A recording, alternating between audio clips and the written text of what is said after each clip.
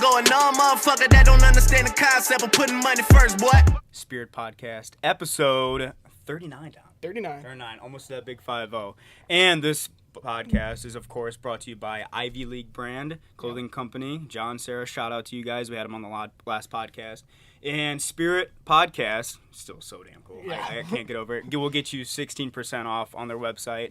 Also, if you want to show me some love, Chris 10 will get you only 10% off. But hey, I don't know if you can combine the two. No, you can't. You can't John made sure. He's like, I don't want to shoot myself in the foot here. Yeah, but it's IVEY. leaguebrand.com. Go check them out. Yep. And order some shit with the Spirit Podcast promo code. Also, we're still doing, if you listen to the last episode, we're still doing the contest. Free giveaways. Yes, we had one winner. Molly got a shirt because she was correctly guessed what Chris called a woman in class. Not called what she smelled like. What she smelled like. I'm sorry, but you called her it. If you listen to episode 10, we have a guest on, by the way. Yes, we have a guest on. It is my bodybuilding coach, my nutrition coach, John. What's going on, man? Part-time therapist. Part-time therapist, yeah, definitely. Probably full-time therapist. Part-time coach would be a better... Text him at midnight, hey, is this okay to eat right now? Chris, I'm sleeping. Leave me alone. Yeah, Jesus. I would do that shit all day, though. Yeah, I feel like I don't know you that much. I feel like I'm pretty good. No, you're good. He goes, You're good. No, I'm going through the bank at like my other clients, like rating you where you fall. No, you're not bad. That's a question I've always wanted to ask you. Wait, where do you rate me? Like, how easy am I to coach? Very easy. Pretty easy. Very coachable. Okay. Very easy That's and very good. coachable. That's a good That's a good Put thing. that on your resume. Coachable. Yeah, very coachable. It says. Yeah, wait till you leave the room. I tell Yeah, right. What's up? What I really want to say. Chris goes to the bathroom. He's a fucking drama this queen. guy. Every Sunday, he's always complaining to me. No. Sounds But about right. no, so obviously big fitness podcast. We're excited for it, especially Dom, as I know he's super excited. Doing But my best. you, dude, you've been getting more. More reps in. More consistent. Yes. In the gym. Way more consistent. I think we're on day 3 or 4 this week. Yeah. So Yeah. I'm slowly but surely. I'm gonna get you on a routine or anything. Mm-hmm. I want one. That's the. I feel like I'm sitting from my coach, then you're sitting from me. Like I kind of like to think I'm your coach. Motivation. Motivation in a way. Because when you start talking about like fitness on the podcast, I just go. Well, that's the same for you with politics, man. You don't give a shit about that. But you can live your life without that. You know, fitness and wellness is something you need. So. You're right. So yeah. But you've brought a different mindset going into the gym. Because I remember you wanted to tell me this. So the mindset I always went in was like, just get it over with. Yeah. So you told me to listen to some music in my car, get completely jacked about what I'm gonna do, and you gave me some. The visual aspect. Yeah, the visualize. Things, yeah. So I tweaked that a little bit. Okay. And I sat in my car, listened to "Let the Bodies Hit the Floor." That song. Oh, with the Yeah, Bible. I thought yeah. you almost going to say the Bible. I was like, No. damn, you're getting spiritual. Listen to Isaiah 12. No, I listened to the. Yeah, I listened to that, and then I just went. I'm better than every fucking person in that gym. I'm better. Whoa. Because they're all shaped. I'm clay. I'm ready to go. I'm ready to learn. Okay. That's where I went with it. What was the other thing? I said it today in the sauna. Like I just kept repeating my mantra over and over again. Yeah. So it was like that was the mantra. Yeah, I'm better than everybody in this gym. Oh. Yeah. What do you think about that coming from I like it. coaching background? I like it. I think It's dark. It is dark a little bit. Yeah, but... it was dark. definitely dark, but nothing wrong with that. I think mindset is the single most important aspect to succeed in this, right? Yeah. Whether you want to be a bodybuilder, whether you want to be a guy who just gets motivated to go to the gym, if your mind isn't right, it's just not going to work. It's not going to work. And that's the aspect I always bring in. Like everybody's like, why does it take you so long to warm up? Like, cause like when I step in the gym, I always say it takes me 30 minutes before I like touch weight, kind of an aspect. Like, like you warm up for 30 minutes? Yeah, I'm like in the sauna first, like for 5 minutes or whatever. Then I'm kind of warming up. But it's more getting my head right to actually like be able to, cause I kind of take it as like going to war. You know? Oh like, yeah, just- 100%. That's how I feel. It's like that's what I keep saying over and over again. I'm better than everybody here. I'm clay. Dude, I'm that's ready dope, to go. Man. I like that. Yeah. So and like whenever I'm in the sauna, like I'll go in for my standard maybe like 10 minutes. And if someone comes in when I'm about to go out, it's like I'm gonna wait till he leaves. I'm gonna stay until he leaves and then I'll go out. It's almost like the Kobe Bryant mentality. Yeah, I wish I wrote it down because I kept saying some good shit over and over to myself while I was sitting in the sauna. Dude, that's good. So, yeah, No, I it like was. that. it Dude, was dark. that is the opposite of what I thought you were gonna say. What were you? Because you were thought- gonna guess. I was gonna guess, but I thought you were gonna do the things you hated first. Because when you were texting me, you were doing like elliptical and you were doing all the cardio. Oh yeah, shit. that's part of it. Yeah. Okay. 'Cause- Okay, in a way. Yeah. Yeah, dude, it was dark. Okay, well, let's get to our guest. Enough Well, about you. one thing that happened though is like I'm sitting there working out, Yeah. and I'm on the bike, and I already set in my head. I'm like, I'm gonna put on this show that's roughly 20 minutes. I'm gonna go 20 minutes. Yeah, It has a 100%. counter on it, so I was like, I'm gonna go 20 minutes, and I'm like in that mindset of I'm better. I'm fucking gonna destroy this bike. I'm gonna break it. love I'm gonna that. turn it up to 10 and just pedal as hard as I can. And then my fiance walks by and she's like, "Hi." I'm like, "God damn." Oh, dude, that's the worst. And she's like, "How are you, Kiss?" I'm like, Yes. I was like, honey, I'm here to kill somebody, and you want me to hug you. And she's like, "Come on." I'm like, Yeah, do we have the same girlfriend? Do so- we need to talk about this Oh real my quick? God, I get it's that shit all the time. Kiss. What the fuck does that mean, kiss? it's like, honey, I'm underneath 100 pounds. Why would you want me to? Okay. That's like You know? when you got like Suicide Boys playing in your head, like let the bodies hit the Yeah. floor. Someone comes out and kiss. Yeah. Like, hey, want to have a conversation right now? No. No. And then she Oh, sits next to shit. me on the bike. I'm like, shit. Like, there's not going to be a conversation, honey. She's like, "Did you see this thing?" No, I didn't. I didn't see anything on the news. that's I didn't the see worst. anything. It's like 5 people died in Aurora. Okay. Fucking whatever. All right. Sorry. Rest in peace. Yeah, Rest sorry. in peace. Yeah, we're not. Sorry. That was fucked up. That was fucked up. I saw that. I was hearing that on the way. Dude, I was the in other St. day. Charles. That's like 10 minutes down the road. So what was it? It was just. Workplace. Did you hear about this? I heard about it, but I didn't hear any details. I It just was heard like a workplace. Guy got laid off, went home, came back, lit it up. Holy shit. Yeah, literally. Oh. I mean, I think he got like 4 people tagged him. Then I think he offed himself, or the police got him, took him down, and then they went to his apartment and told news crews, "Hey, how long are you gonna be here for?" And they're like, "We don't know. We just set up." "Well, you need to move like a block that way, because we don't know what's gonna happen." Because they must have found something in the apartment, like explosive way, because they started evacuating, just like getting people out of there. So. But that's like I'm saying, was like gonna point to gun violence. I'm like, this guy was clearly disturbed. Oh, Like, yeah. I mean, one thing he could have set off. Like, That's you know, like, did he have? How do you get the guns? Did it say how he got the guns? I have. at all? There's. It's so weird that everything about the situation is very new. Like, it's fine. We're finding out. Because I saw the cop that was like doing the questions or whatever, like on the media. Yeah. She kept on like she didn't know a lot what was going on. Yeah, and sometimes they whatsoever. can't say anything, but Yeah. literally everything I've read was just like, "There's only 4 wounded," and then like an hour later, 5 are dead. Whoa, Yeah, whoa. Yeah, That's that's crazy. what. Yeah. Fuck, dude. What did this guy do? What was his career? I have no idea. I was just like an IT guy that just tired of sitting there and just kind of went off. I don't know, man. Jesus, dude. I don't know. But to get back into more positive things, I like to. I was just at the gym, so I'm still negative right now. You're I'm still, yeah. yeah. That's one thing that I wanted to talk to you about is, do you think having like kind of a routine of what time you go to the gym is kind of important in a way? Like Dom always goes like in the morning. You know, I'm kind of more of a night kind of trainer. Do you think that's kind of important to kind of stick on, or do you think it's kind of like juggled? You know, It kind of depends on. You know, I do. I'm a routine guy myself. same. My life is just one gigantic routine, and that to me is just a way to be more efficient. Yeah. I kind of look at it in terms of the overall picture. So a lot of people who go to the gym at night, which I know you do. You know, my biggest concern with that is, you know, are you able to calm down, to get back to homeostasis after you get so hyped up for it? You know, is it bleeding over? Is it affecting your sleep? Then is our recovery being, you know, hindered? So that's really what I care about more than that.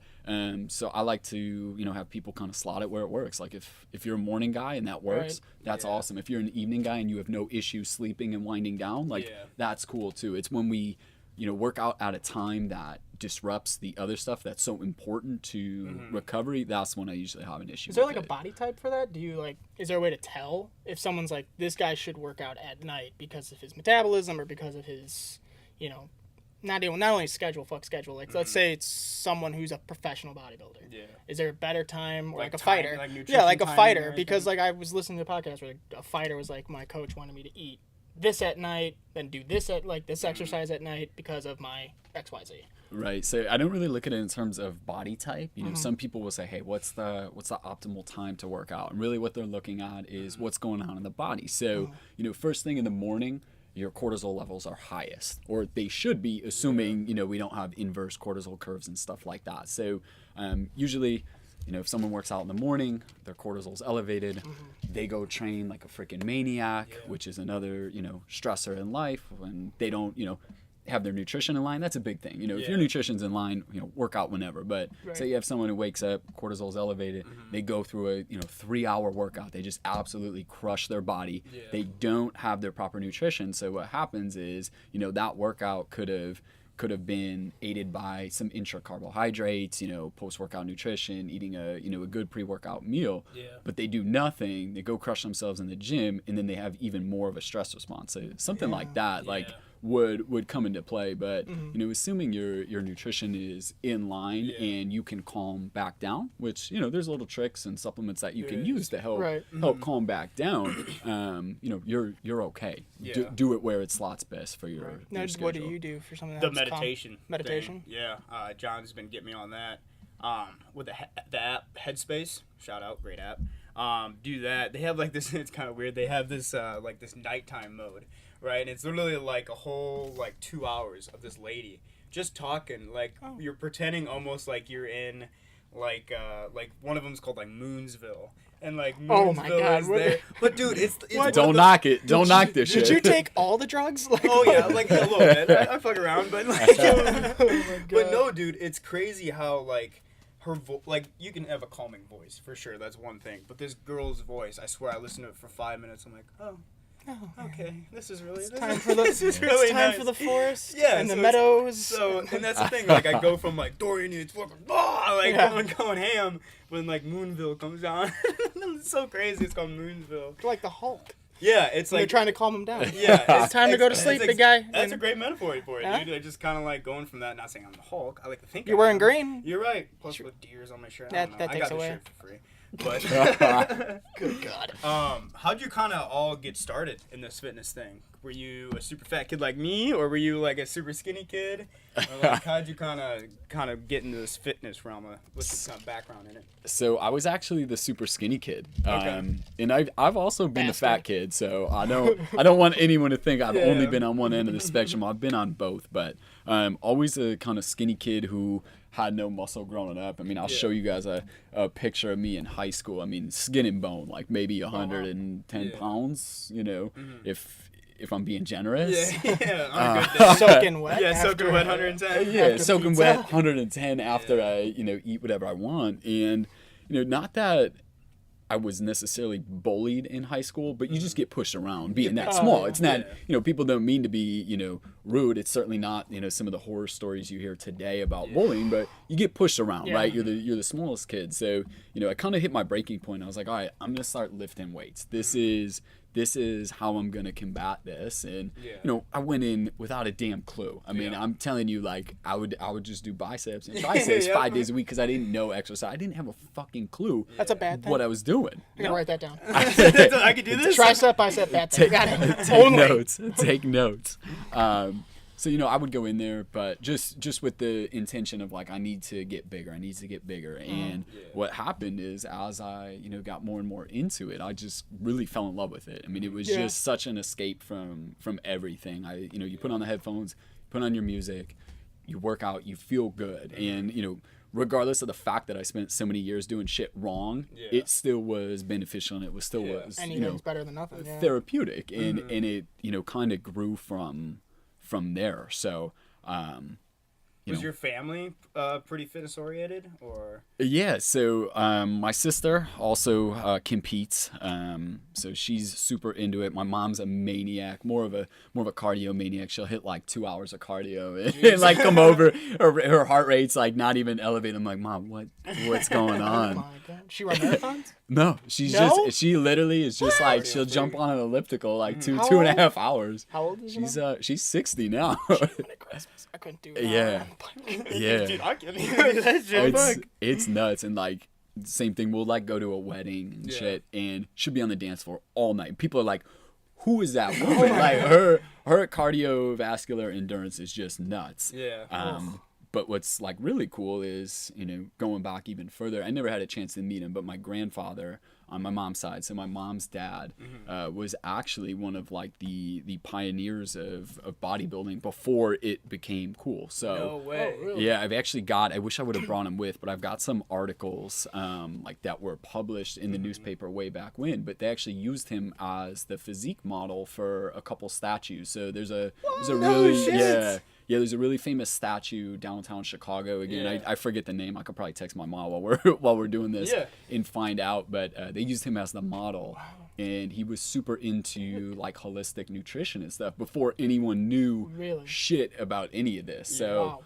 I like to think that's where Dude, it your came. grandfather's immortalized. Yeah. It's crazy. That's dope as fuck. It's crazy. That's sick. Immortalized I was as- used as a statue. Yeah. Yeah. Oh, your grandfather was a plumber? Cool. Mine's a statue Yeah. in Chicago Or go Yeah. down Clark Street. He's right there. Yeah, it's That's like awesome. in the heart of the city, like well-known, No way. famous statue. That's so awesome, man. I like to think it's in my genes. Yeah, literally. absolutely. genetics. Yeah. You know, I never got to meet him, but you know, my mom tells me all the time, like before any of this shit was even real, like before anyone talked about nutrition, before anyone talked about lifting weights, physique, and I actually think he was a gymnast too. So like just strong, well-built dude. Athletic. So it's pretty cool that that's like kind of my history, if you Yeah. will. Damn, dude, that's super cool. I don't even know where to go from there. Yeah. Yeah. That's awesome.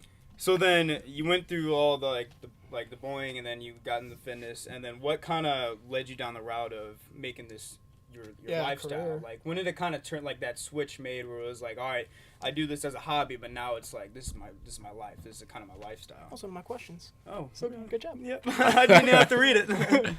So for me, it actually, I don't want to say happened on accident because it certainly wasn't an accident. Yeah. But back in 2016, a buddy and I had started our first fitness company, which is no longer in business. It was dissolved, which I know we're going to talk about later.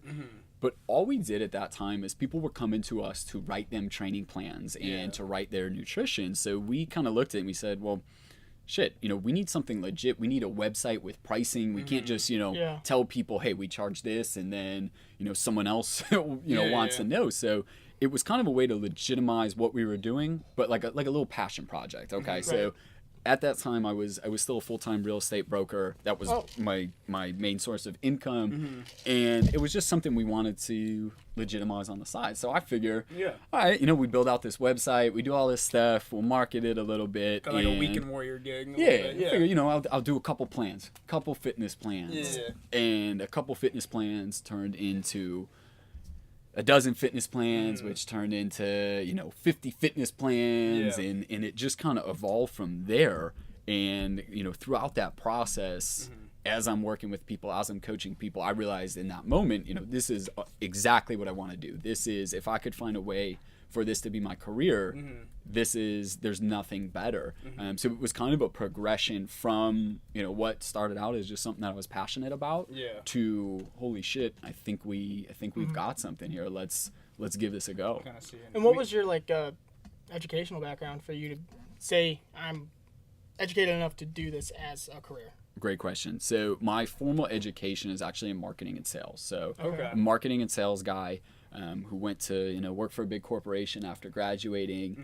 But throughout this time, I was always the guy who was reading everything. Now, that probably just sounds like, well, what do you mean? You read some stuff and you think you're qualified the to... guru. Yeah, but you'd to- be surprised how many people don't give a fuck to read it. You know? Right. I mean, that's a huge step first. Right. So, you know, you start there and you start learning, right? And, you know, you use credible resources. So, you know, you're not reading a blog from, you know, Johnny Jimbro about some shit. You're reading databases. You're reading, you know, medical journals. You're reading stuff that actually is legitimate. And then you build from there. And then you start getting certifications. So, you know, you say, okay, what's the highest level personal training certification? You get that. Then from there, you say, okay, what are the next steps? So I actually I went back to school while the business was That's what's crazy about it, growing. So I actually did a program. I just finished up in December of last Congratulations, year. by the way, because I know that was fucking hell It for was you. fucking brutal. Brutal. Wow. No one likes the term back to school. Oh, Nobody. it was something else, man. While I'm trying to balance work. Exactly, so- like balancing that with like running a My full-time fucking company. job Yeah. just said, hey, we're going to have you guys take some exams. I'm like, I got this job to stop that shit. Right. Like, that's Right. why I'm here. I don't want to Right. read anymore. Right. And so I was like, all right, well, you gotta get yourself in a position where your resume matches what you know, what you believe, and how you coach. So I went back. That program was focused all on exercise prescription, specifically tailored more towards working with individuals with different chronic diseases. So what do you do if you have a client who has cardiovascular disease, diabetes, dyslipidemia, all these different conditions. What was that? What's that? What was the last one? Oh, dyslipidemia. No idea. Never So heard that just one. elevated lipids, fats, elevated Okay, fats. there you go. Yeah, Keep going. What? Smaller shot. sorry. I get caught up. This is gonna happen quite a bit. I'm gonna start using some words. Well, but- you're gonna see our Emergency. faces just kind of like. just go ahead, you interject.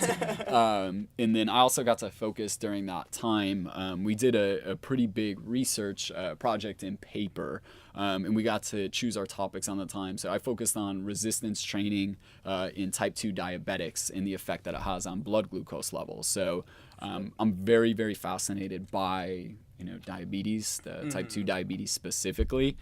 So I got to focus one of the semesters on that, and I've never spent more time on something in my entire life. I mean, I'm talking literally, and it's so bad because I know what it was doing to my body, but I'm getting 3 hours of sleep a night. I'm working 18 hours between work and school. But that's part of what it takes. So between that, going back to school, getting these certifications, and then I actually went out and I hired who are, in my opinion, two of the best coaches in the industry. So, I'm not dumb. I know I'm not the smartest man in the room. So my thought Right was... now you are. for the first time in my life. But, for the most part... I'm not gonna say anything to that.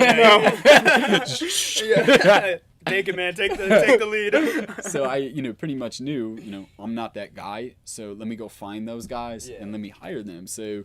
I actually have been working with them for a little bit over a year now, private mentoring. So, I can't sit here and say, I've got all these degrees in this, but I can say that, since I knew this was going to be something that I wanted to pursue, I have spent an incredible amount of time on improving my knowledge, on continuing education, and I will continue to do that for as long as I am, fortunate enough to be in this career. I think that's a huge thing. Is like once you get out of college, a lot of people, I think in general, just the learning just goes out. They just completely cut that out of their lives, and I think it's huge because, in my aspect, my perspective of things, the learning aspect and progressing is just a huge aspect to living a full life, living to your fullest potential, and when everybody thinks when you graduate, okay, that's it, you get that job, and the learning just kind of goes, when you learn something new every day, that's a huge thing, right? If you really do. go, okay, I've learned everything I need to learn, you're an idiot. There's no way in hell that's ever going to be the case, because then you're not coachable in anybody, you're not right. So that's respect to you, man, for being able to do that shit. That is so when you started up this company with your friend, was marketing on social media kind of like your biggest platform on pushing this company, or was it still in the upbringing social media kind of back when it started? We definitely utilized social media quite a bit at that time.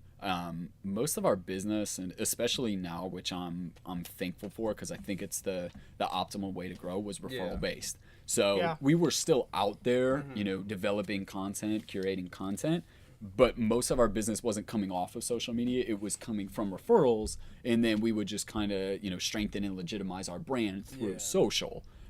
So we had, at the time, built up a pretty decent following, and, we spent money on expos and stuff like that, which is actually where we met. Yeah, it's first time so, we met at Expo. you definitely, Chris is part of my return on investment. Yeah, absolutely. For sure.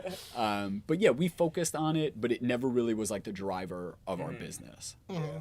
And I think what really separated you guys, especially at that expo, was obviously you guys were near the CT Fletcher booth, so that always helped. Strategic. Yeah, Strategic. That was a bold move, and it definitely paid off. But it was crazy because you guys were real with everybody that you talked to. You have this huge line at CT Fletcher's or at all these booths, and huge line. You talk to them for 2 minutes or so, but when Aaron and I met you guys, we talked for an hour. Yeah. Literally, I remember because I was prepping for my first show I ever did, And I remember I was going through poses with this guy in the middle of an expo for like 45 minutes. Well, That sounds like you. Yeah, but it was just so cool that like that's the difference. Like you actually took the time, you actually cared about just some random 16-year-old prepping like skinny as hell, right? But I had no idea what I was doing, so I was just picking this guy's brain like crazy.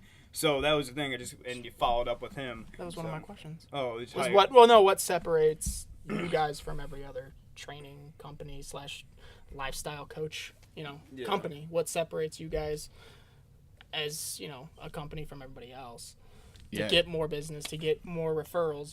That kind of thing. Of course. I mean, I think Chris touched on it pretty good, but it's kind of funny because if I think back to when the first company launched, I've always been, for the most part, been in a service industry. So with real estate, you're selling a service. I don't have any inventory. You hire me to sell you a service.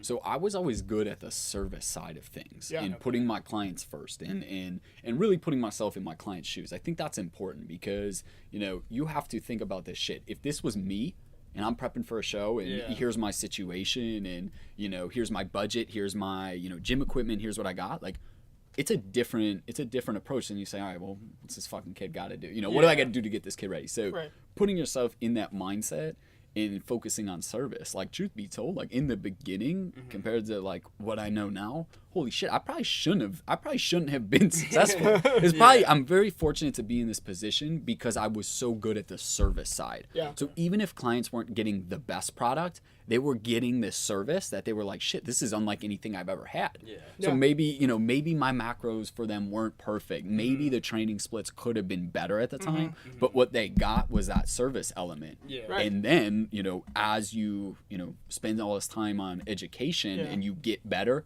then it becomes deadly. Then it becomes, holy shit, this is not only a great service, this is a guy who knows what he's doing. Yeah. And that's where we're at right now, which is, what gets me so excited is like, I got, we'll call it a hall pass, call it whatever you want. I was fortunate enough to get by on that alone. Now I have both. Right. And that's what, you said it, I don't know if we were recording, but the midnight texts saying, hey, can I do this? Can I do? And then having someone respond is like, it never. If you're a small business, it never shuts off. It doesn't ever stop. It doesn't stop. I remember the last time we met. It was like right when we were starting this prep. We were worked out, and like John, dude, you were so tired because we were supposed to work out together. Yeah. And all that fun stuff. We met at Starbucks. I remember we were talking. I went to the bathroom. He came back. He was like, "Yeah, I'm not gonna train today, man." And I see his eye bags like down his fucking mouth, and it's just, it's insane the way but it's almost, you need to do that. You need to do that, and I think that's where people get a lot of stuck in is like they pay attention to like where they're at in their life, where they want to do, but like sometimes you really it's almost like that mentality in the gym. You have to put your hood up, you have to get that like vision, like, okay, this is where I want to go, and like, your body's gonna take some hits for sure. And and they do, but it's definitely, that's why I think you're so successful in a way. What was that word? Like Chris's lip stops working. At least 4 times. Podcast. At least 4 times an episode, it stops working. I'm like, what did you get? It's good stuff. We make it try to be all serious and you guys fucking ruin it for me. Thanks a lot, man. Yeah, but if you, like I was saying, if you give someone your number, you're expected to answer. There's no way that you can get around that. Like, sorry. Maybe not at midnight, Chris. Well, no, I don't think well, okay, next topic. I guess it depends. So, like, definitely as we're getting dialed in for the show, like, those texts, like, you're on call. Yeah, maybe, we're sitting here, we're 14 weeks out, 13 weeks out. Like, I'm probably going to say, Chris, if you text me at midnight for something that could wait in the morning, like, probably. Just fucking eat it, dude. I don't give a shit. Probably crossing the line. But, like, certainly, like, that tail end when you're peaking and stuff, it's like, all right. Pictures on the hour, FaceTime me, Skype me, like whatever means you have, like. Stopped at a gas station on the way to our competition. I stopped at a gas station. I had to take a picture in the bathroom of like. Yeah, I gotta see how his body's filling out from the food I give him. It's like, listen, like. Because at any times it could just spill over, and that's the thing. It's like I remember FaceTiming you after every single meal. that I ate like the night before the show. Oh, wow. Like he's like, all right, let's eat this, and then I'll FaceTime you and see how your body reacts. And like so, like every time my cousin Gio is like FaceTime, he's like, all right, dude, just do your thing. I'm sitting there, and he answers the phone. I'm like, fuck, is this okay? Like, can I have another Pop-Tart? Can I have another Pop-Tart? But that's the thing. Why I think you're gonna be successful, and you are successful right now. Where's that lip? I'm saying it right. Disrespectful. I can't unhear that now. You got the second You one asked the right. questions, damn You it. got the second one right. Keep going. Screw you, man. But what do you think is difference between when you're coaching like an athlete like me, getting ready for a show, and when if Dom wanted to get on a plane, you know, like, well, don't laugh. I'm just Put saying, the like, fork down, asshole. That would be the meal plan. That'd be the plan. no, because there's a big difference. You know, it's like coaching someone who's getting ready for a show, and then Oh, yeah. somebody who's just like they go to their job and like that's just kind of how they just want to feel healthier. Yeah, for a 9-to-5er compared Yeah. to, standing on a stage having everyone gawk at you Yeah. and go, his biceps wasn't that good. Next guy. Yeah, so it's actually the competitors are the easy ones. Really? Oh, So- they got all the heart, you know. The competitors are easy because you know they're going to execute. So Yeah. you know if there's a shortcoming, most of the time that's on me because I know I'm getting 100% execution. Yeah. This other group that you're talking about, I call them Gen Pop, so general population clients, which is actually the majority of my clients and where I, strategically like to, market. Obviously, Chris, I know, I'm prepping you for a show, but I kind of steer away from prep. And we could talk about that a little bit later on, why I'm not, super adamant about it. But if you think about the business model as a whole, these prep clients, we think that's the majority because that's what we surround ourselves with on Instagram. Yeah. But if you take a step back, it's like, wait a second, that's maybe 5% of the total population. Yeah. So you're going to chase 5% of a total market when you could Yeah. chase 95%? Yeah. It doesn't make sense. So I took a step back because it initially was like, oh yeah, prep. This is awesome. Well, because then when you put like the transformations and you see like this person, that person, like it's gonna be intimidating in a way. If you Right. just post a bunch of bodybuilders up there, like, Right, oh, exactly. this guy's really not for regular nutrition. Yeah. Right. So it doesn't make sense from a business standpoint. So I actually prefer and I market to Gen Pop. That's the clients I want. Of course, I'll take care of prep, but that's the clients I want. And that becomes more difficult because you know that adherence is going to be nowhere near 100%. Yeah. And every once in a while, I do have Gen Pop clients who do it, and they look like freaking competitors, transformations, and it's awesome for my business. But that's not reality. That's the outliers. So it really becomes important about creating something that works for their lifestyle. So even though I may know, hey, I have to give them, some food that I wouldn't normally give them, but that means I'm going to get 4 meals at 100% execution because I gave them that candy bar or, whatever it is, that baked good, that pastry.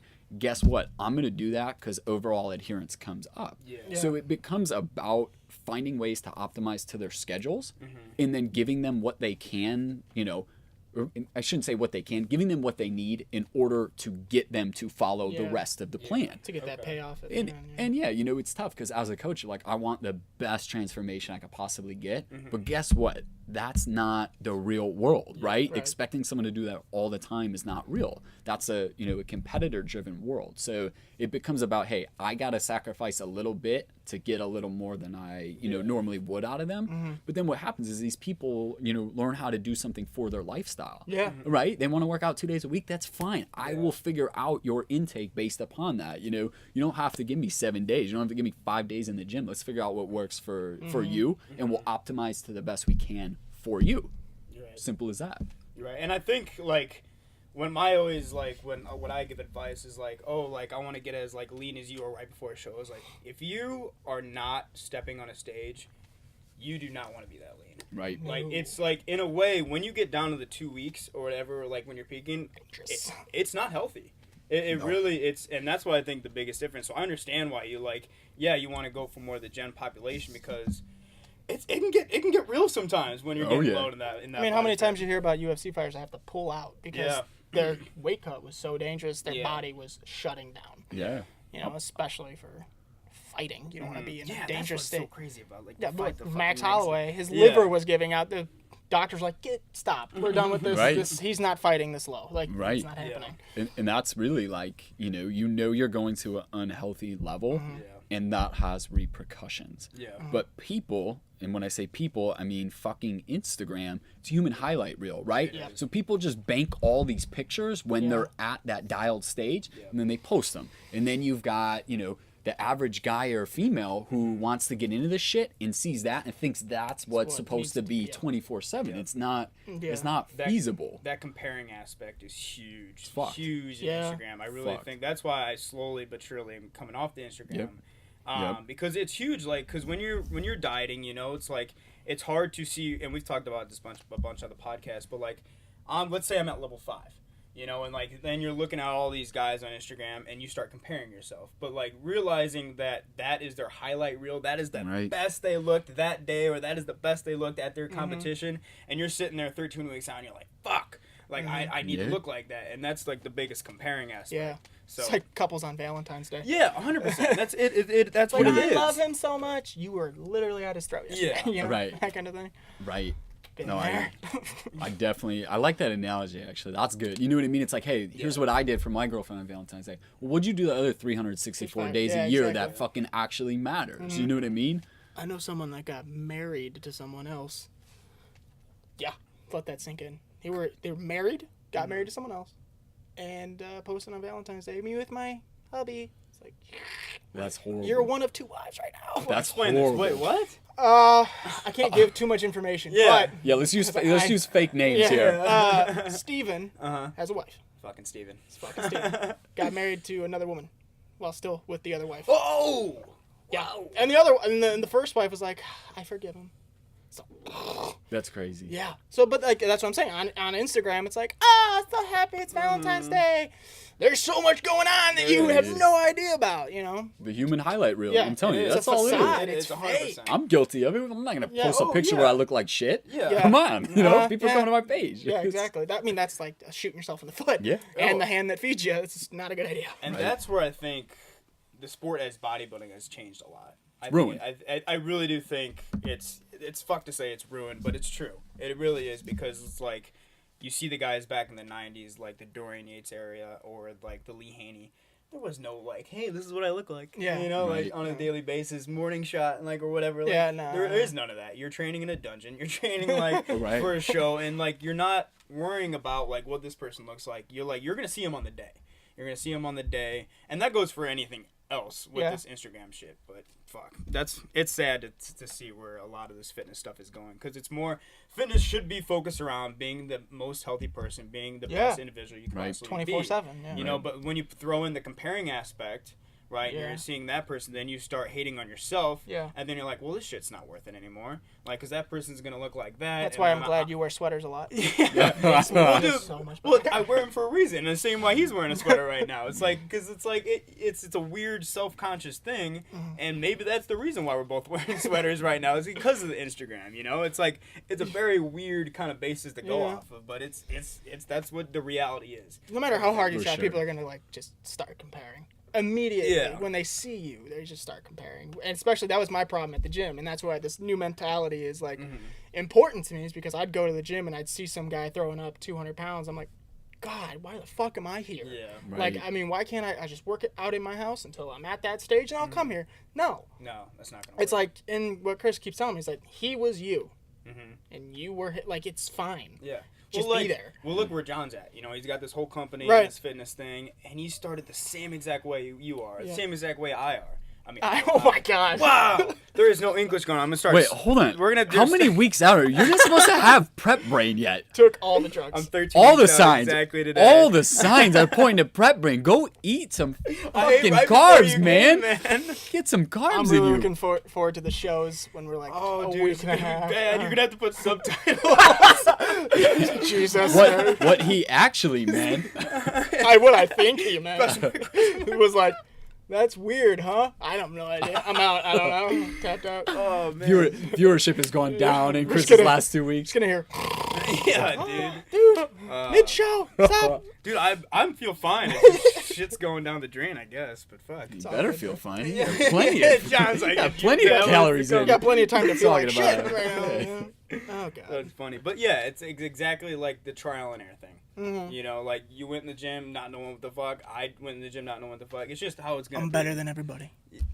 Dude, so that's a good That's mindset to go That's into, it. man. I don't even want to look at other. I'm doing my best not to people watch while I'm at the gym because that'll get me.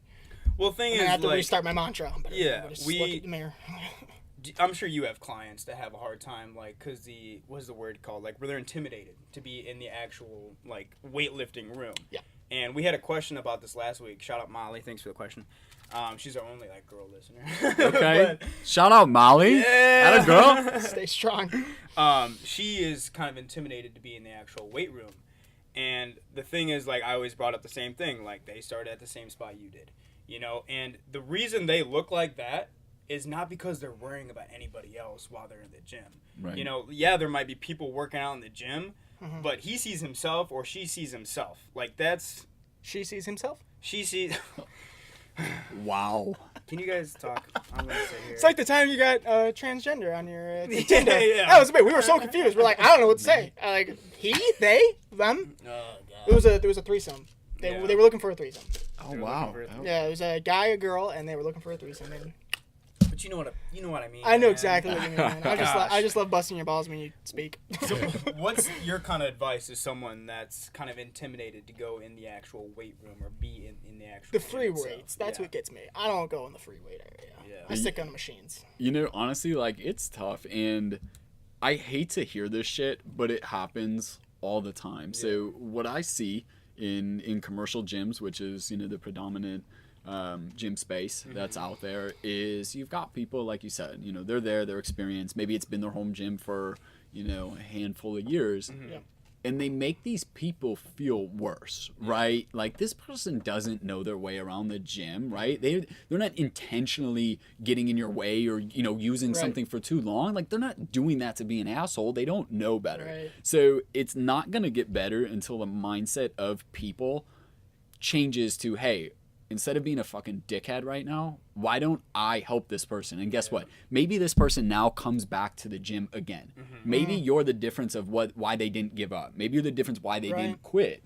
And that's the problem, is it's the external environment of people there that fuck this up for those people. So, you know, like, what we do in our business is, if someone's intimidated to start, we will actually develop their program at home. So I'll have them go out, I'll have them buy, you know, a pack of resistance bands with interchangeable, you know, handles. So, you know, between that, I'll have them get some free weights. You know, they can do body weight stuff. I'll have them get, you know, a good amount of exercise done at their house and under their belt, and they'll make progress. They'll make improvements, and they'll get comfortable with movements. So then that actually begins the first part of their program instead of sending them to a gym. Right. Because I know if I could get them a little more comfortable and they at least know some, you know, movements and stuff like that, when they go in the gym, they're gonna be able to get to it, right? And they're not gonna have that kind of timid, shy, and, you know, if someone tries to be an asshole, you can't control It's just that. how it is gonna be.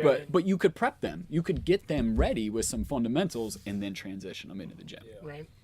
See, I think that's the biggest issue, is like, because they want to know what they look like they're doing. You know, that's the that's the and I know you have that problem too. Oh, it's God, like yeah. you want to know what you're like, look like, what you know what you're doing, right? And then, like, because then that's what people are gonna be staring at. Is like, oh, that guy's like. I also think the environment, because I was so much more comfortable at the Y. Really? I was so much more comfortable at the Y because I think the clientele there was more my speed. They were like middle-aged, older people who were, my God, they could probably outlift me or outtrain me, but they didn't look it. Yeah. But at LA Fitness, it's like, wow, that guy's amazing. Or that chick should not be here. She should be on a magazine. Like, it's just a different clientele that makes me feel self-conscious because I'm small, but I'm better than everybody. So it's, I keep coming back to that. better than everybody. I love and I'm gonna be there tomorrow. Well, I mean, if you think about it, it's like, think about it from a business perspective real quick, because I always look at things from the business side. It's just the nature of the beast. But, you know, people talk shit about Planet Fitness, okay? They talk shit. Yeah. And that's okay. And that's okay. I'm not going to get on your case for that, but that was a brilliant business move. Yeah. They said there is a group of people who feel intimidated to go to the gym.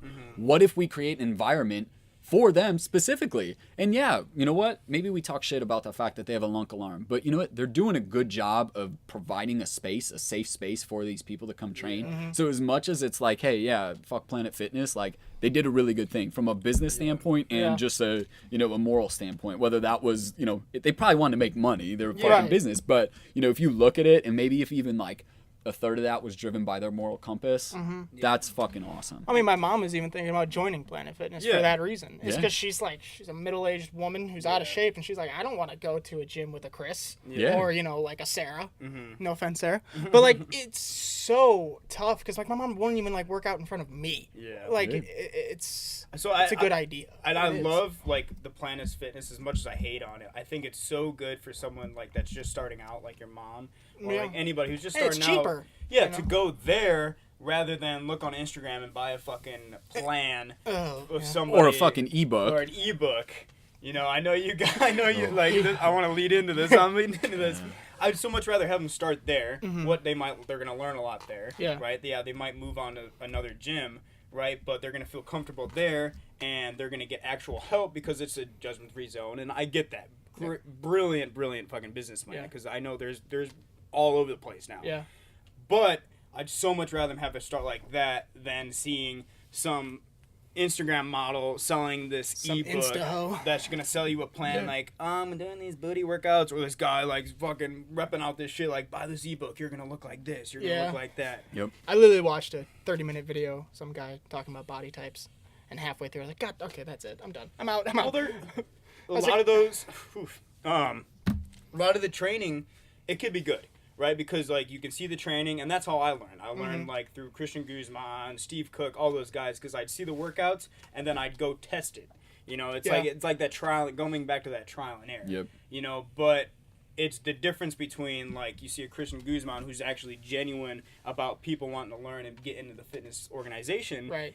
or you see that one person that's 1 million followers and they're just throwing this shit out there that they don't even do, just Right. selling the ebook. You Yeah. know, so I think that's the biggest difference. I gotta use the facilities. Oh no, Keep worries, going. dude. But yeah, what's your whole thought on the ebooks? Like, what do you think is the difference between like a company, obviously like you guys, and like that company just throwing out fucking ebooks like that? Yeah, man, I fucking hate ebooks. And I'm sure you can see right now my blood's kind of Yeah, you're, like, itching your boiling. leg. I'm like grabbing my legs and shit. You know, my problem with it is this. You know, with this industry, with fitness, with nutrition, all this stuff, like you can't just group somebody into a box, right? We don't all fit into one of 3 boxes. And I see this shit all the time. Take my free body type survey. And I'll send a plan to you. It's like, wait a second, like you can't train or diet somebody based upon fucking body type. Yeah, there's some stuff that's gonna work better for some individuals who are, ectomorphs versus endomorphs versus mesomorphs. But guess what? You can't develop a fucking plan based upon that. You can't. And so what happens is, ebooks are popular because you take somebody who has fame in the industry, millions of followers, who could sell fucking dog shit, and people are going to buy it. So, the people always get exploited. And that's the problem with this fucking industry. Whether it be ebooks, whether it be supplements, is the end consumer is the one getting fucked every single time. Yeah, 100%. And that's never going to change. No, it's like if you wrote the same exact diet plan for every single one of your clients. Right. in a Just way. mass produce and just send it out and charge them all the same amount and say, hey. That's exactly what they're doing. And yeah, it's if you do what this ebook says, it's going to work up to a point, but what you're doing to the person that's trying to get into this fitness is just, it's because there's no fucking person, like there's no relating to that. There's no Right. actual, like, I'm selling this because I want, no, you're making money. 100%. It's like, fitness, I get it. It's a business, but it shouldn't all be a business. It's 100%. I'll give you a quick example. Actually, this is a real life story. So, I actually got a couple of clients referred from this individual.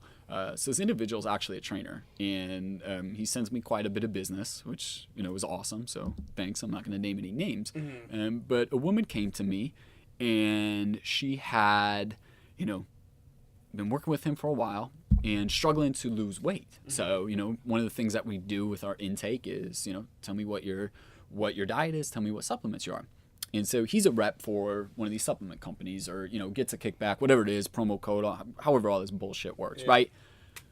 So here's a situation where we have this person prescribing supplements because he's making a kickback without fucking knowledge of what he's giving her and the effect it's going to have on her body. So he has her taking a post workout carbohydrate mix, all dextrose based, so super fast digesting. This woman in no fucking world should be taking this supplement after she works out, because guess what? She's severely overweight, which tells me, along with some other things in her questionnaire, she probably has issues with her fasting glucose, with her glucose in general, right? So if you got an individual whose glucose levels are elevated all the time, they can't get them steady, you're going to give them a fucking glucose dextrose bomb after their workout? Yeah. Well, what's going to happen? Guess what? That is not going into the muscle. Those nutrients, that glucose is not getting into the muscle where it should go. It's going to just continue to raise glucose higher. And as glucose comes up, more insulin is going to be released from the pancreas to try to shuttle it into the cell. Right. And guess what? It's still not going to get in the cell. So now what you've done is you've elevated your glucose levels higher. You've made your pancreas work even harder, secrete a shit ton of insulin. And guess what? That glucose and those nutrients that are supposed to get into the cell, they're storing as fat now, right? So this is just like one of those examples. It's like, just because you rep a company, just because you get a kickback, you don't fucking prescribe everyone the same thing. Like this is 101 shit. This is the most basic shit. Yeah, and I think training's one thing, but when you're messing with somebody's nutrition and what they're intaking, that's just a whole other game. Absolutely. Like, I get selling this training plan or whatever, but when you're selling somebody the fact that like you don't know what's in the supplement and you don't know their background and their health, and like you're telling them to intake that, and everything that you're saying is impacting like their health and the way they look and the way how they feel and the way their body reacts to it, like that's fucked. 100%. Like that is a fucked way to take things. That's like a fast track to diabetes. Yeah, if you're and pumping too much if this insulin. lady is overweight to a point where it's like it could be life threatening. Threatening. Like that's shit. 42 grams of dextrose-based carbohydrates post-workout. That's a lot. I don't even train right now. At some points, I would train where I would support that. I don't even train at that high of a level right now, and I know I could get that glucose into the cell, right? So why should this woman who is 100 pounds overweight be doing that? Same situation. Another client who has hypertension, which hypertension is just elevated blood pressure, okay? Can't even drink half a cup of coffee without like going fucking crazy, right? It speeds up his heart too much. Comes to me, what supplements you taking? He's taking fucking C4 pre-workout. Oh. Are you kidding me? And guess what? Guess what? It's not like he went out and bought that on his own. That was a recommendation from his trainer. So this is where we have these issues.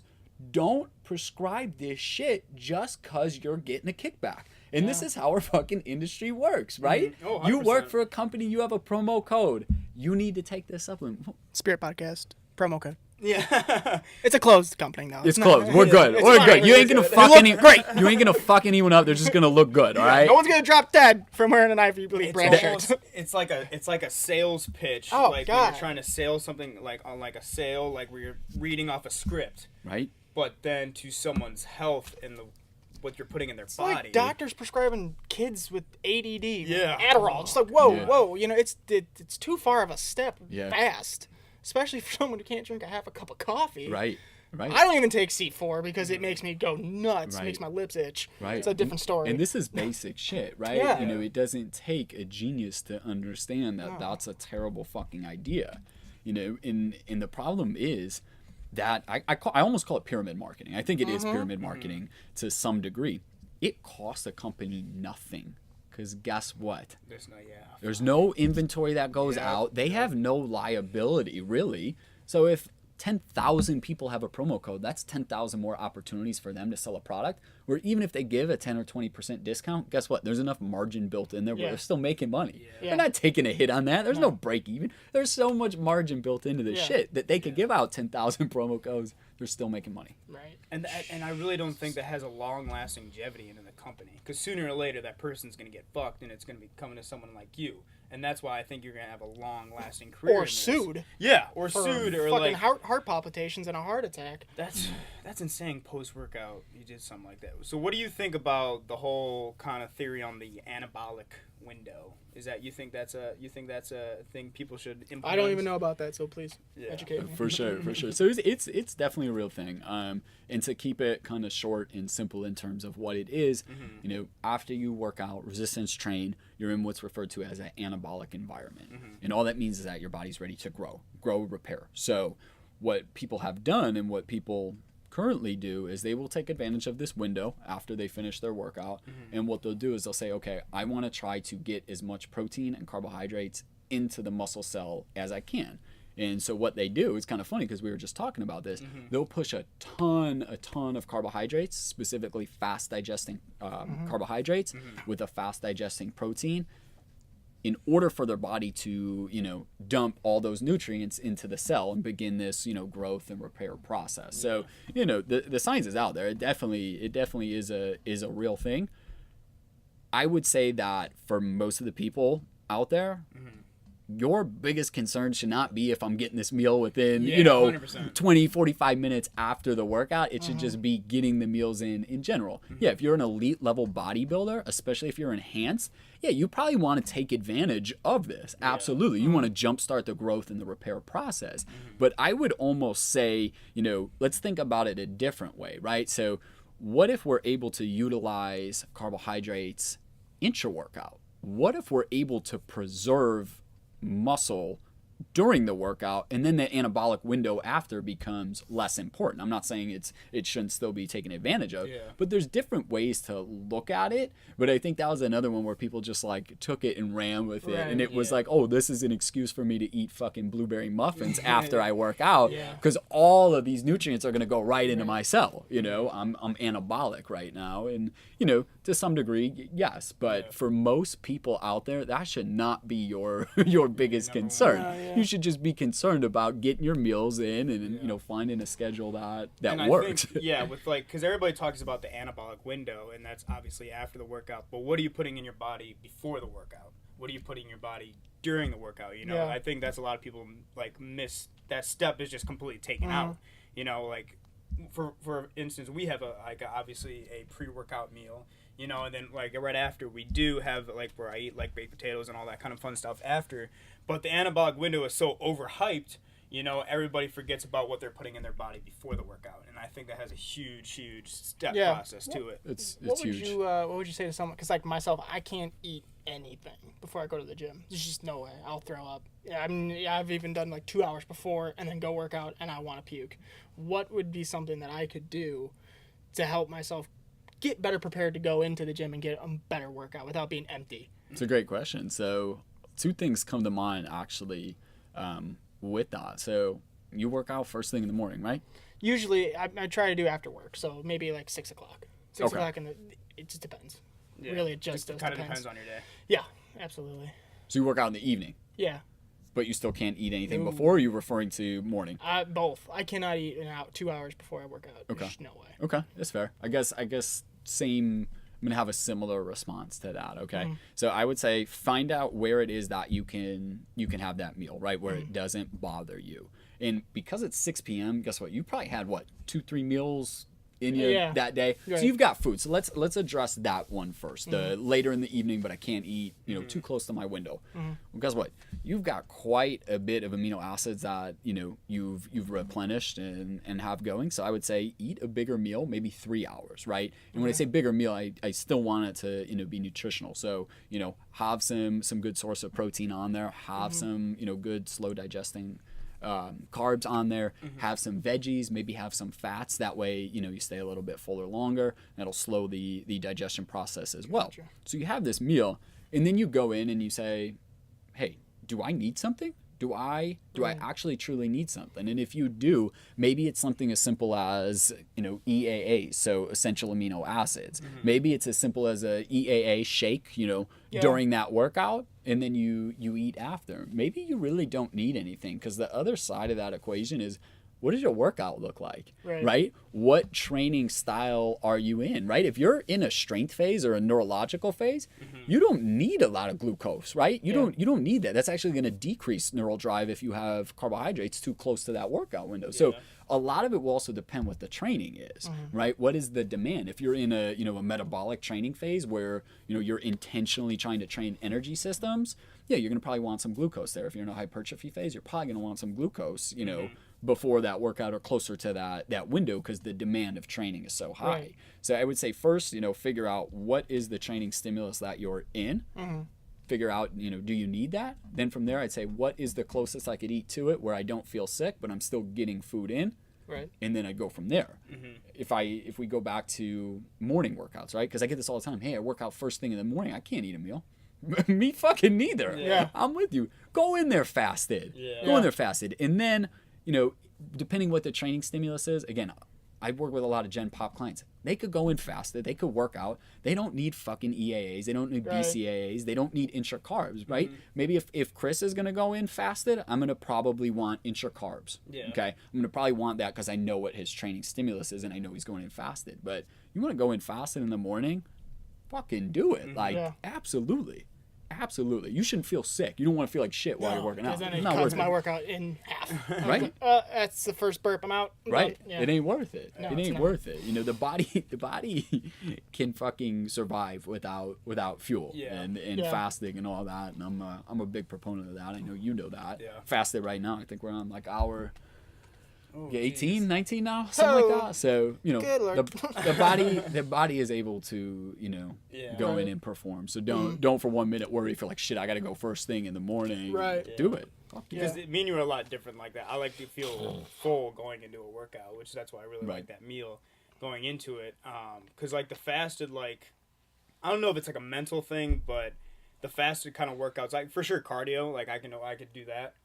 But with the weights, I feel like I need those cards, like when you said that going back to the stimulus thing, like I think like depending on your training, like your training and mine training, they're very different. Yeah. So like I don't really think I could last through a workout of mine fasted without any carbs. I just don't think. No fucking way, right? I would be on your case if you told me, hey, I just went in, because your training right now is very, very hypertrophy driven. So I would absolutely not want that. Yeah. But for that everyday average person, like, yeah, get the fuck in there fasted. Because that's usually what it is. I'll go in without anything. If it's like obviously at night, I'll have lunch at 11. Yeah. And that is it. And if I work out at 6, I'll eat dinner after. That long, dude. I That's can't. crazy. I can't even think about eating anything. Really? If I have too much water, I'll feel nauseous. I can't do it. I don't know what it is inside my body, but there's nothing. But at the end of the day, though, that goes back to the same thing that we've kind of been talking about. The same thing I preach. Like, meet the person where they're at. Like, don't say, hey, you change your lifestyle for this plan. You say, no, I'm going to change the plan for your lifestyle. Right. And guess what? Like, that's what it's all about. That's what's missing. People think like, okay, yeah, I know maybe having a meal 2 hours before would increase performance. But if the offset of that is that you're going to be fucking puking, guess what? That's not the right move. Yeah. But people say, no, the best way to do it is this. Guess what? Let's use this fucking analogy, all right? Let's use this analogy. I came out here to meet you guys. Yeah. I type in an address. That's the end destination. Your end destination is a show. Your end destination is, hey, I want to lose 10 pounds, let's say, all right? Guess what? There's different roads to get to the same destination. Right. Google Maps gave me 3 options to get here. They all lead to the same place, right? Stop having people only do things your way because you believe that. Meet them where they are. Find a way to get them to the end destination, even if it means untraditional or unconventional. Yeah, and I think that's going back to your business standpoint. I think that's where you're doing the best at, is because that's where the word of mouth goes. I think that's why your clients preach up to you so much, because you're meeting them where you're at, and then you're customizing their plan to where they're at. It's huge. So what, I know you kind of had a background in your whole kind of business. This is your second company. Yes. Right. Kind of Yes. turning in. So what kind of went wrong with like can I say the company name? Yeah. Yeah, it was No Bad Reps was the first company, right? Yep. And that was, how long was that kind of going on for? So that was, the official launch was January 1, 2016. Okay. So that was built behind the scenes for probably nine months prior to the launch. was launched, and I had a business partner at the time, and we were 50-50 partners. And like I was telling you guys, like I got in this as like a passion side project, okay? So I didn't actually think, like truth be told, I didn't think this would be my career. Yeah. So you don't really think about, okay, what's the long-term effect of having a 50-50 partnership where you each have to reach, mutual agreement to do anything. So at the time I was like, this isn't a big deal. I'm going to write a couple fitness plans. He's going to write a couple fitness plans and we got something legit. It's cool. We got a side cash in a real company. So what happens is as the business grows and evolves, this 50-50 shit becomes a problem. And to be 100% fair and transparent, my business partner in that company told me from day one what his end goal was, and it wasn't to grow a fitness company and do that. He's involved in collegiate basketball coaching. He's very good in it, and that's his end game. So truth be told, he told me that from day one. Okay, so this is not like, oh, I don't want to do this anymore. He was upfront with me on that. Here's where we had the problem. As the business grew and evolved, we had a structure of 50-50. So if I work with Chris, 50% of that plan goes back to the business, 50% goes in my pocket, okay? And then 25% of that 50% is his, okay? So you start to look at it and you say, holy fuck, I have 25 clients in my rotation, he has 3. Yeah. He's taken money out of those clients. So I'm working my fucking ass off to give back half of what I'm making.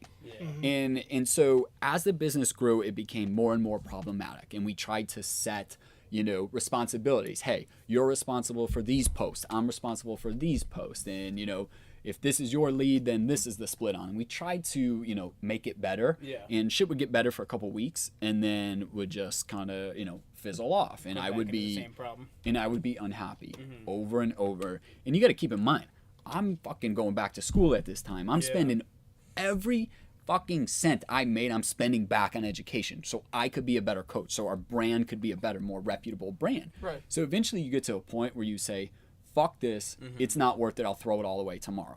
And that's where we got. And I said, you know what? I know I can do this on my own.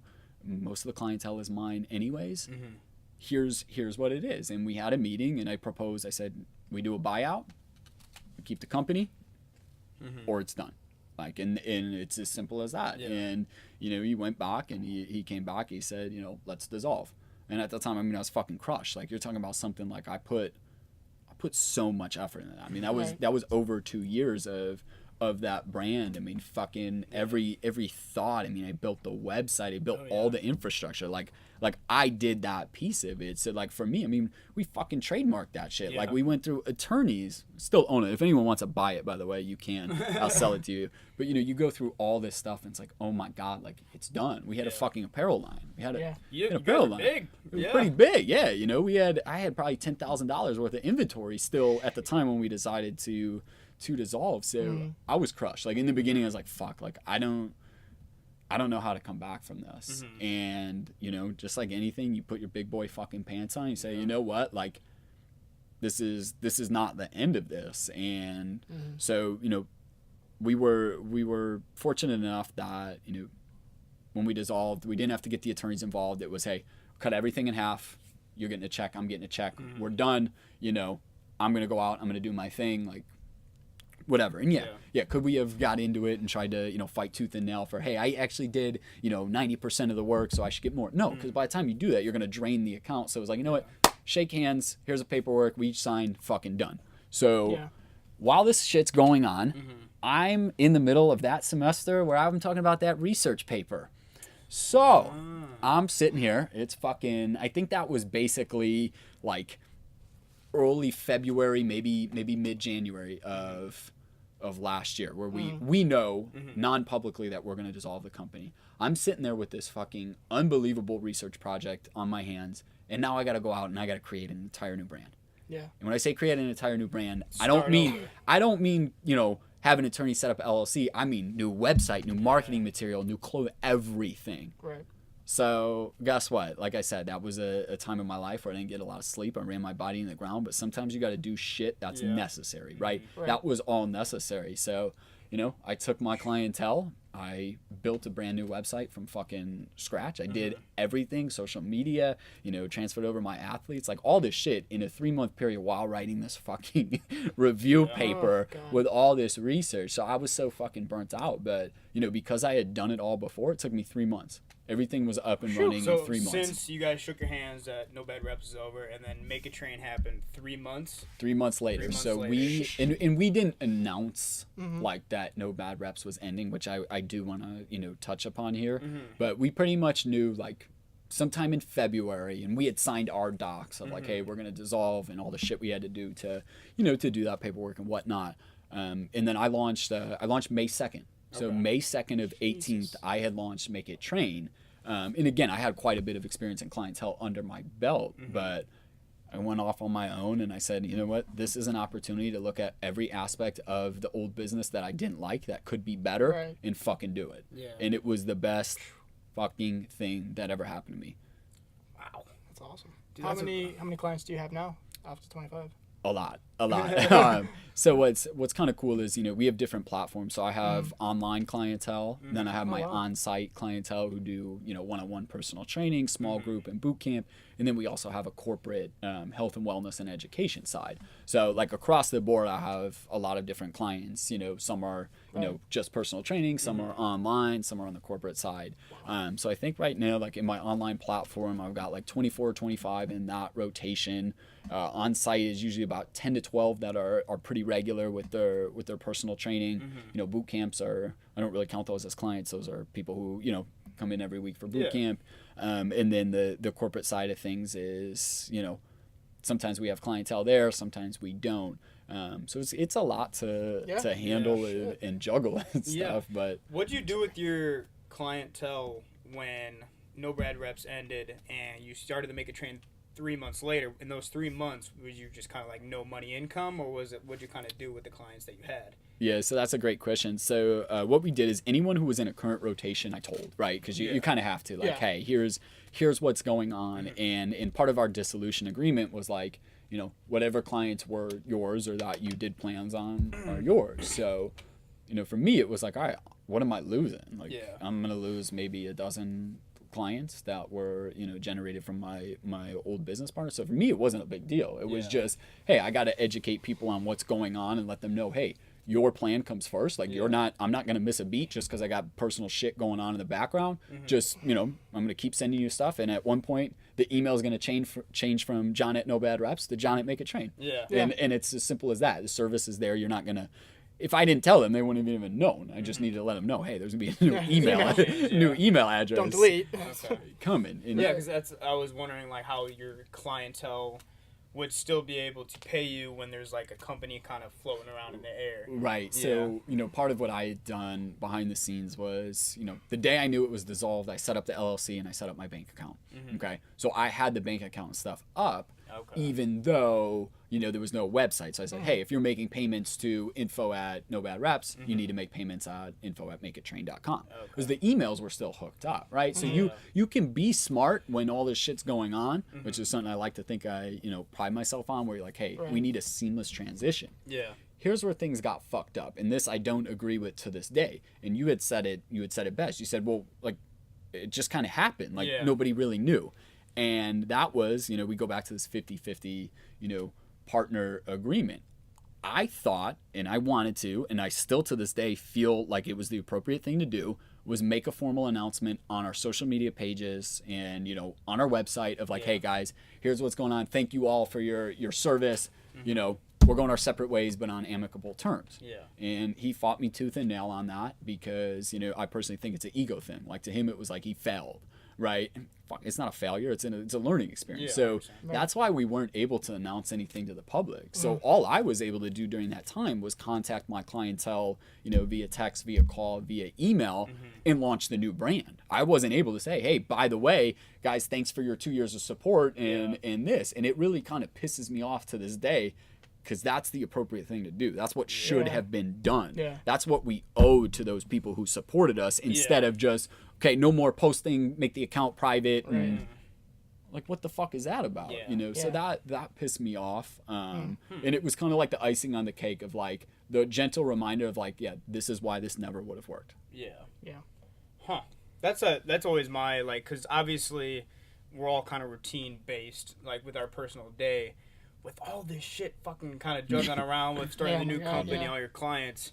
What's kind of been your routine that, like, what has been like your morning routine, or like kind of what is your day kind of set up like, and how does that kind of help you continue like being able to do this for a long? Because it's got to be, you got to have some sort of balance going on. Or fucking balance is a very, like, one of those words that is just thrown out there way too easily, because I think balance is a very hard thing to find, especially with making routine and all this. But like, was there any balance? Was there any routine during all this, or was it like just kind of fucking all over the place? Like, truth be told, during that time that I talked about, that was the building's on fucking fire, find some water. Yeah. There was no time to stop, and I still had routines, so it wasn't like I didn't have routines, but it was from the second you're up to the second you physically just can't keep your eyes open.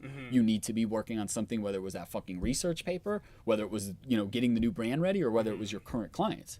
And then I also have a girlfriend there that needs, you know, love and attention, and she was amazing throughout, you know, all of this. She's been like the best supporter, so I'm forever, you know, grateful and thankful for that. But it was just fucking work yourself until you can't keep your eyes open. And, you know, I walked around like a zombie during that time. I mean, fucking you talk about using stims and drinking a ton of coffee. I mean, I was probably drinking half a gallon of coffee a day. You know, and this goes against everything I teach and everything I preach, but I'm not gonna sit here and lie. That was probably the most stressful, strenuous, crazy time of my life, but it was necessary.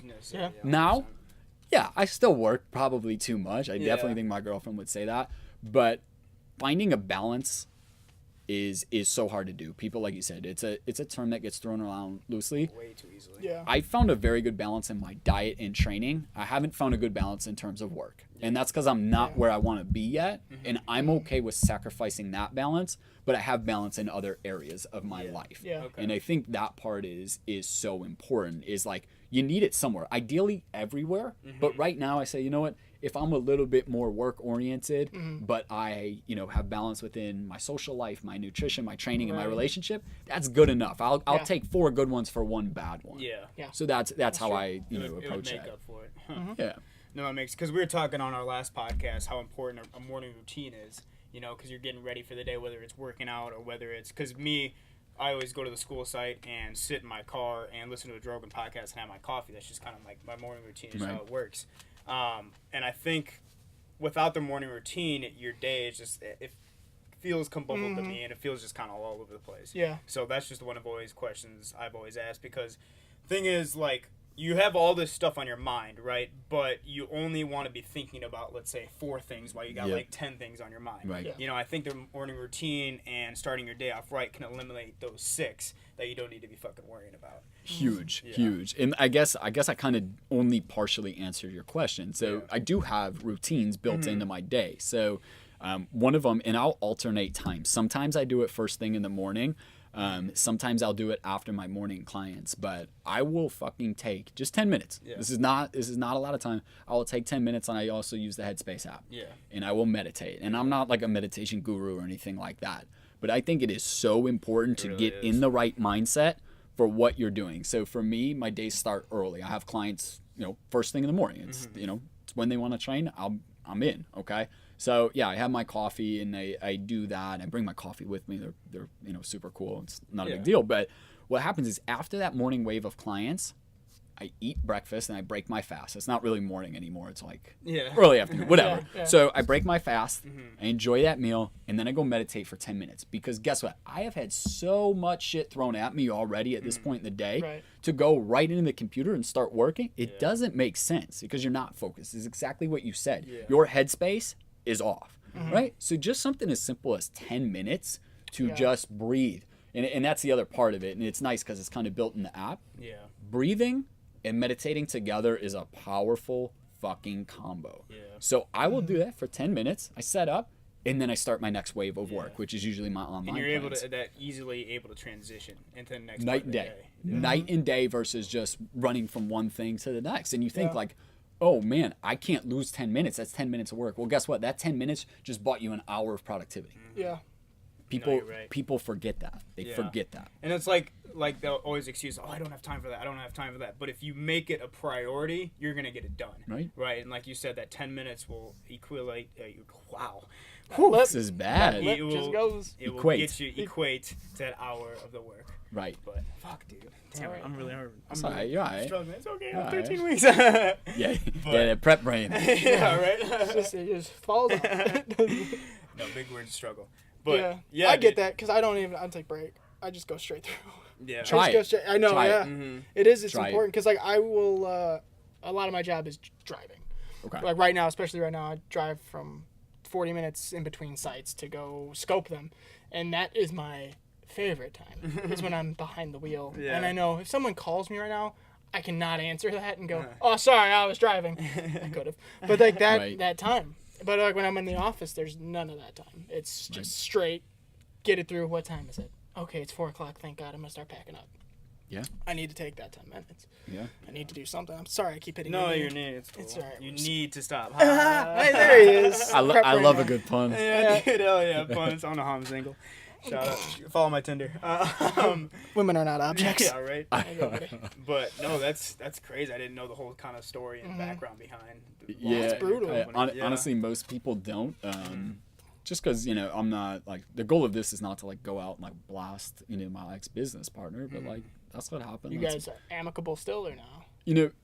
Yes and no. So like I don't talk to him on a regular basis, really much at all. But like I have like people in my inner circle who I don't get to do that. Like, when you're that busy, certain stuff gets put on hold. And guess what? Like I'm usually on my phone with my clients. So the last thing I'm trying to do is like, just check in with my friends. And I know that sounds terrible, and I don't mean that like to any of my friends, but like I'm not gonna be the guy that texts you to see how your day's going. Yeah. Right. Like, yeah, of course, if your birthday, some shit like that, yeah, I'm gonna reach out. But I'm not gonna be that guy to do it first, because I wanna fucking throw my phone across the room by the end of the day, right? I've yielded so many texts, so many calls, so many emails from clients. Like the last thing I want to do, like, fuck, meet me for a coffee, like, so I can do this. Put my phone upside down so the screen's off, and we can have a conversation. I'm just not. Yep. So some of my like best friends I don't talk to for months, and they get it. Yeah. Like it's just part of my career right now. I think that's a huge thing. Just people don't like realize how important. Like, you have the business aspect of things, but your time for yourself. I think that is a huge. And that's thing. like the catalyst for this show. Yeah. It was time for ourselves to enjoy one another's company, talk bullshit, and then it was like we do this and we have a good time, and people who are listening to our fucking conversations are dying, like they're laughing. Right. So it's just became, let's turn that time into something fun. And it's important to flip your phone over and then just sit and have a conversation. Plus, it's kind of cool because obviously we all look up to that person. We all have those mentors, and to think that maybe we have an impact on somebody's life while we're Huge. doing this. Huge. Like even if it's that hour of the day where they're going to get groceries, they're doing some shit they don't like. Not that I don't like getting groceries, John. But, Probably do it enough. You probably hate it. like when you're able to just kind of flip that switch, I'm going to pay attention to this now. Like, I'm going to pay attention to this. I'm going to pay attention to these dumbasses talk for an hour and just kind of get a giggle out of it. Yeah. And then you get to have people come on like yourself and Yeah. all our guests and learn someone else's shit. Yeah, Yeah. and I love Yeah. the big thing is what I've been able to, this gives me the opportunity to pick someone's brain. Yeah. I've always wanted to pick your brain for the longest time because you've obviously been through all this shit, and I look up to you in that kind of aspect. Who is kind of the person, I know you said you have mentors, who have been the kind of people that you have looked up to during this whole process? That's a really good question. So, when I look at like mentors, I have mentors who are in the industry, and then I have mentors who are not in the industry. And I think that's important, right? Yeah. Because someone could be a phenomenal businessman or woman, and you could learn a shit ton about business from them, and then you can learn a shit ton about, training and nutrition from someone else. And when you combine those, that's powerful. So I kind of have both. So one of my clients has actually been a pretty big mentor for me, and I don't want to share his story, but very successful individual and extremely kind and just, one of the nicest people ever. But, he sold a company for a lot of money, a company he built from the ground. And he competed in a space where there were big dogs, where he went in absolutely fearless and just did a top-notch, phenomenal job in a field, in an industry that was saturated by people who had, deep pockets, and, ended up selling his company. So I get to spend 5 days with him a week training him. Really? And it's awesome, because you get to learn and know people on such a deeper level. So like, it's kind of been inherently built into our, sessions. But I mean, shit, I've learned so much about business, and it's crazy because you want to learn something, spend time with these people who have done it, who have done this, and just ask them questions, or just listen to what they do. Look at their mannerisms, ask them about their routines, ask them about that shit. You will learn so much. And it's crazy because the way he looks at a situation, like in the beginning I was like, come on, you can't actually think like that. You spend a little more time, like, oh my God, you are, that's why everybody's looking at things with blinders. You took the blinders off and you've looked at it full circle. Perspective, man. I think it's huge thing. Unbelievable. So he's been one of my like kind of business mentors, if you will, and someone that I looked up to. And then on the fitness side, I have a couple of mentors that I also look up to.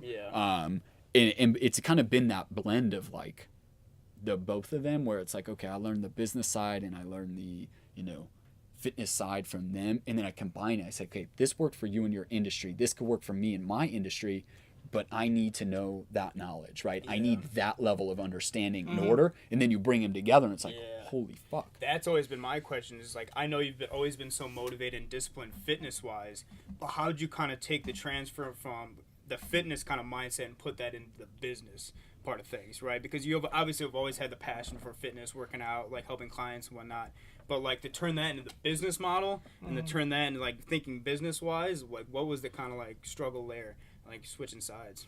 Honestly, I didn't know if I'd necessarily say struggle as much as, mindset, right? We talk about this, we throw this word around. It's so powerful. So, truth be told, like, I don't think I'm that smart of a person. Like, I really don't. But my mindset has been, since I've been a kid, growing up in sports and shit like that, I will fucking outwork you. Plain and simple. You can be smarter than me, you could be bigger than me, you could be faster than me, but at the end of the day, in the long run, I will outwork you. And I think if you ask anyone, they'll describe me as a workaholic and stuff like that, and it's cool, but I don't necessarily classify myself as a workaholic, but I do live with that mindset of like, I will just fucking outwork you. I'll find a way to get it done because I will put in the time that you won't. Because nobody wants to do that shit. Right. I'm gonna do it, and guess what? What I lack in brains, I'm gonna make up for in work ethic. You just have to have that sickening fucking work ethic, and it'll trump everything, right? I think it will. And so I took that and I said, you know what? You may not be the smartest, but you need to get smarter. Hire the smartest guys. You do that. You say, all right, I need to have a marketing presence. I need to learn more about marketing. I need to learn more about business. Spend more time with this guy. All while keeping the centerfold of like, just don't stop working. When you fucking want to stop for the day, remember what the fuck you're doing, and know somebody out there is working that much harder to make this same dream happen. And that goes a long way. So like I said, it's gotten deadly because now I have the knowledge piece with that work ethic, and I'm not done, right? It's not like, hey, I finished this mentor program and now I'm done. No, what's the next one? Where's the next one? What's the next thing I can focus on? And I think, because I respect you a lot for that, because even where you're at business wise, I think it has something to do with like dropping your ego. Because like the worst type of person is someone that thinks they know it all. And you're not really going to be able to learn. You're not going to be able to pick someone's brain. In the simple matter of fact, the ego is too high, and every time that you want to learn from something for somebody else, you drop that ego, and you open yourself up, and you become vulnerable. Huge, right? And that's a very hard thing as males, like to say alpha males, but it's really hard to drop that ego and be like, okay, almost say to yourself, I know nothing right now. Right. And just have that open mindset where like, dude, you've seen it, you've done it, I've seen it a little bit and done it here, but like, tell me. Like, it's like you're opening yourself up to being vulnerable and learning. I think that's the hardest thing, is dropping the ego part. And like, okay, I need to learn something here. I need this spot I'm doing good at, but this spot, I need some work. Right. Nobody wants to do that. No, of course not. Nobody wants to admit that they, aren't the best, or, don't know enough. But like, I think that's the key. That's how you evolve. That's how you get better. And you said it about the gym. Why are we going to be a dick to someone who doesn't know what they're doing? Yeah. Right. Let's take them by the hand and go, hey, this is how you do the deadlift better. This is how you do something safer. This is, because like you said, it's too tough to get down to that stage of like, shit, I don't know what the fuck I'm doing. And then when you say, hey, I don't know what the fuck I'm doing, why? Why don't you know Right. that? Take them, show them. Right. That's I think that's where people have a problem, letting themselves be vulnerable, because maybe not 9 times out of 10, but you get someone who's a dick. Oh yeah. And like that happens to me at my job. It's like, don't be a dick. Show me how to do it. Right. I don't need to be coddled. You can but show me how to do You it. can't expect a lot of things from people. Like No, exactly. yeah. You can't. Because Like, like if someone asked me help, they would get someone's like, okay, here's how you do it, dude. No problem. No worries. You needed me to ask again in a week? Fine, I'll show you again in a week. But I think far too often you get people that are just like, why the fuck don't you know that? Yeah. No. Thanks for letting me open myself up. Yeah, because You they know? don't take the perspective, hey, I was in your shoes a year ago. I was in your shoes. Or shoes even if 2 they years didn't, they ago. just knew it. It's like, Yeah. well, not everyone knows what you know. So, No, you're right. gotta work on that interpersonal bullshit. No, you're right, dude. But shit, before we wrap this up, the one question I always want to ask my guest, and I'm gonna start doing this because I asked last one. Go back to 10, 12-year-old, 11-year-old John. What is some advice that you would give yourself if you could now back then? Damn, that's it's a tough. pretty good question. You know, initially I think it would be that, hey, your career path is going to be XYZ, which in this case is fitness, because I definitely could have made use of a lot of years better. Yeah. But the reason I say I'm apprehensive to give you that answer is because those trial and errors, those learning experience, those failures are what make you who you are. And I don't know if I would have, gone into fitness at, I guess I was like a sophomore in high school, Yeah. knowing everything. Would I be here right now? No.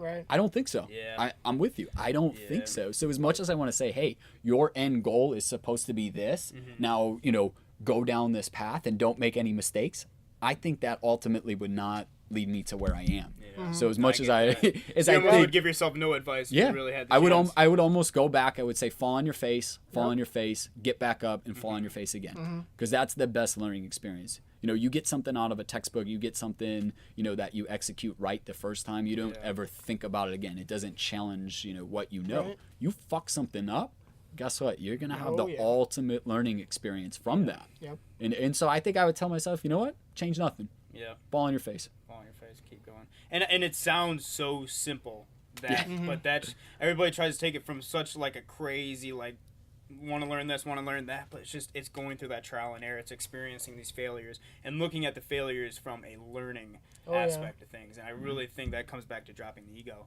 You know what I mean? It's crazy how much a failure can teach you if you let it. Right. And I don't think a lot of people let the failures teach them. I think they see it as a failure and they let it be just like that. Right. The mindset should be there's no such thing as failure. Yeah. It's just learning. Yep. That's how you have to look at it. Yeah. You learn. That's dope. That's dope. 100%. Yeah, thank you, man, Yes, for being thank on you our so much Thanks for for having me, dude. fellas. Shout out was your Instagram is at JVRomo3. Yes, sir. I memorized that Just one. send it to me and I'll put yeah, it in the link. we'll put it in the description, and No then problem. at Make It Train. Yep. Obviously, awesome coach. We're 13 weeks out. We're gonna get that About dub. to get it. We're yeah. gonna get about to that have you dub. stripped down actually and pose right here. Oh, boy. Let's talk about posing at the expo. You're about to pose right here. I'm gonna Hope take you a- know I'm that. gonna leave for that. Yeah, You ain't leaving. You ain't leaving. The posing room where I do my Oh, take the God. pictures. That's where we're. Is there gonna go. incense in this? Very room? well. Dude, you can see my, Very well. how I take the pictures. I said it. whatever it takes. Lord. Oh, All right, dude, I gotta guys. take a piss. Don't forget our sponsor, ivyleaguebrand.com. Go check them out. Promo code Spirit Podcast. We'll get you 16% off. 16% off. If you want to make Chris feel special, use Chris 10. You get 10.